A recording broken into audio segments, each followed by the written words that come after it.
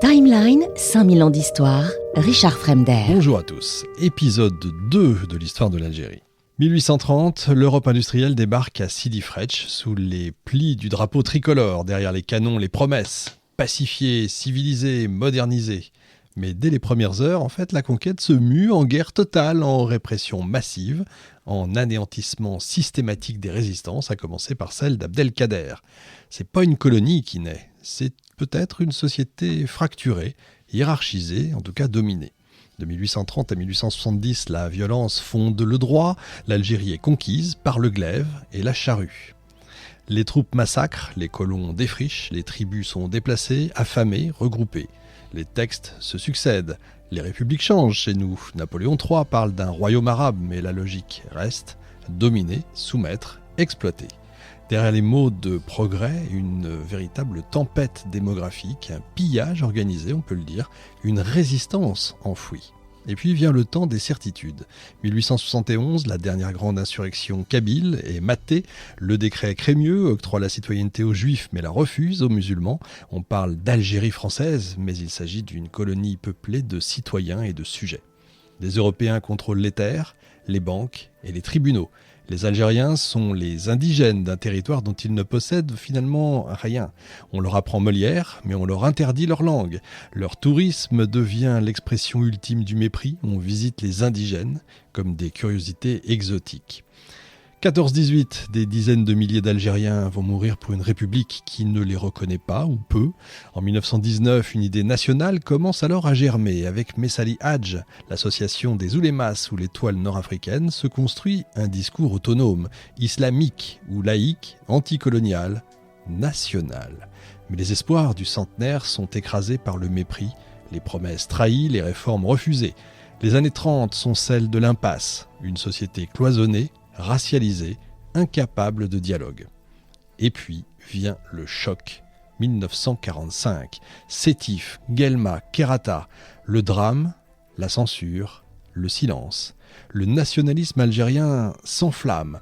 En 1954, la guerre éclate. La Toussaint sanglante ouvre une décennie de violence, d'aveuglement, d'horreur partagée.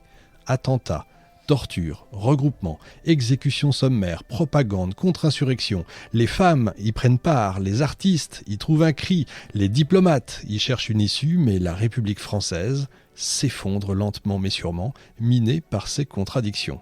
En 1962, l'indépendance est proclamée, mais rien n'est résolu. Le chaos commence. D'un rêve d'unité surgit la lutte pour le pouvoir. Le FLN triomphant n'a pas de programme. Les accords d'Évian divisent, les harkis sont abandonnés, les pieds noirs fuient, les coopérants arrivent. Le peuple algérien, épuisé par 132 ans de domination, doit se réinventer dans l'urgence. L'autogestion, le socialisme, l'islam, la francophonie, l'arabisation, ça fait beaucoup, tout ça est mis sur la table. Mais rien ne prend racine. Entre les coups d'État militaires, les espoirs révolutionnaires, la guerre des sables contre le Maroc, l'Algérie indépendante cherche encore son visage. Eh bien, c'est cette période de la dépossession à l'indépendance qu'on va décrypter dans cette émission, toujours en compagnie de l'historien Michel Pierre, sans manichéisme. Il s'agira de revenir sur les différentes complexités, si souvent caricaturées. C'est un demi-siècle maintenant de convulsions, de rêves brisés et d'horizons ouverts qu'on va explorer ensemble. 5000 ans d'histoire, l'histoire de l'Algérie, épisode 2, de la dépossession à l'indépendance. Alors Michel, rebonjour. Rebonjour. Qu'est-ce qui explique, selon vous, on va dire la brutalité quand même de la conquête française dès 1830 ? Bien, c'est une conquête. Alors, il y a un temps d'attente. Par 1830, on hésite, puis finalement, la décision va être prise par Louis-Philippe, qui envoie une partie de ses fils, du reste le duc d'Aumale, etc., qui sont présents dans cette conquête de l'Algérie. Et là, on rentre vraiment aussi dans une volonté de gloire militaire de la part de ce nouveau régime. Il s'agit de faire ses armes, peut-être, de prouver quelque chose sur le terrain, parce que ça fait longtemps, en fait, et je le dis depuis souvent, ça fait depuis Napoléon Ier qu'on n'a pas gagné une guerre. Hein, je dis ça aujourd'hui, oui, tout seul. Il s'agit d'une part, comme on le disait précédemment, de se construire aussi un espace de domination méditerranéenne par rapport à la Grande-Bretagne, de gloire pour les officiers qui vont y prendre part, et puis de conquérir un territoire. C'est le début des idées véritablement de colonisation, y compris de colonisation de peuplement. Évidemment, cette conquête, comme toute conquête, va se heurter à une résistance. Et une résistance qui s'appuie aussi sur une forme de guerre sainte. C'est-à-dire, c'est pas seulement un adversaire qui arrive pour vous conquérir, mais c'est un adversaire d'une autre religion. C'est-à-dire, il y a des vieux souvenirs de croisades ou autres qui reviennent dans les mémoires des uns et des autres, de chaque côté. Et cette conquête va être extrêmement violente. Alors, c'est pas la peine de revenir, on la connaît par Bugeaud, par les enfumades, les destructions de récoltes, les massacres de civils, enfin, je donne... On la connaît, mais c'est vrai que c'est... Pardon, je vous arrête, mais c'est vrai que c'est toujours bien quand même de revenir et de dire les choses. Oui, c'est vrai, il y a eu des choses, enfin, il y a eu des massacres, évidemment, comme dans toute guerre, parce que malgré tout, c'est une guerre, d'un côté comme de l'autre, évidemment. Mais ils n'étaient pas forcément obligés. C'est ça qui est étonnant, c'est-à-dire il y a parfois une férocité qui était peut-être pas obligatoire.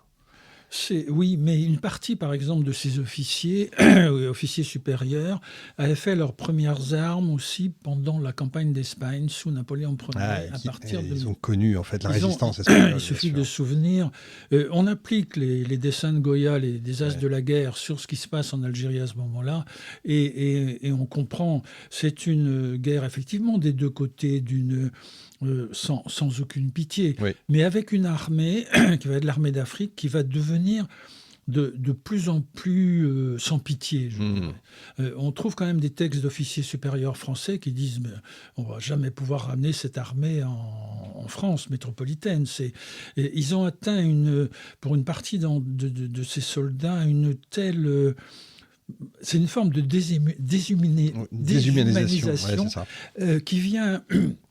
de ce qu'on applique et de ce que certains de vos adversaires appliquent. Par exemple, j'ai cherché des témoignages, non pas seulement des officiers français, mais quelques témoignages de soldats. Donc on trouve de soldats de base qui, l'un d'entre eux mentionne par exemple que par rapport au massacre qu'ils commettent eux-mêmes, mais il dit à un moment évidemment que le matin d'un combat, après avoir entendu toute la nuit des prisonniers de son propre camp brûlés vifs par l'adversaire, on n'est pas particulièrement bienveillant le matin qui suit cette nuit. Et c'est valable pour les deux.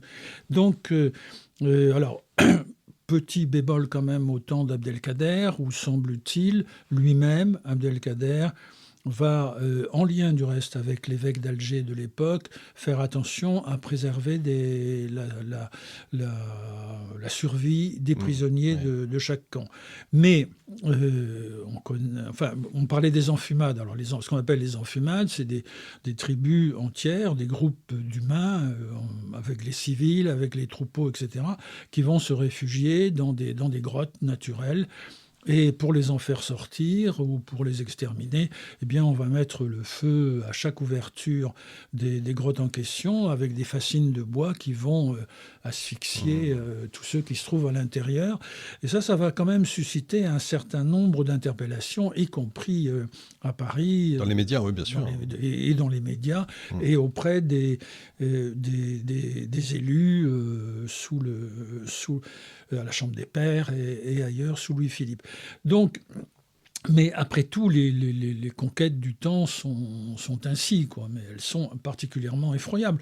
On pense quand même que ces conquêtes, plus les conséquences que ça peut avoir, par exemple en termes de maladies, d'épidémies et autres, vont faire une ponction de 500 000 personnes sur 2 à 3 millions d'habitants de la régence d'Alger au moment de l'arrivée des Français. On est sur des choses, sur des chiffres importants et sur une conquête extrêmement sanglante, quoi. Timeline, 5000 ans d'histoire, Richard Fremder.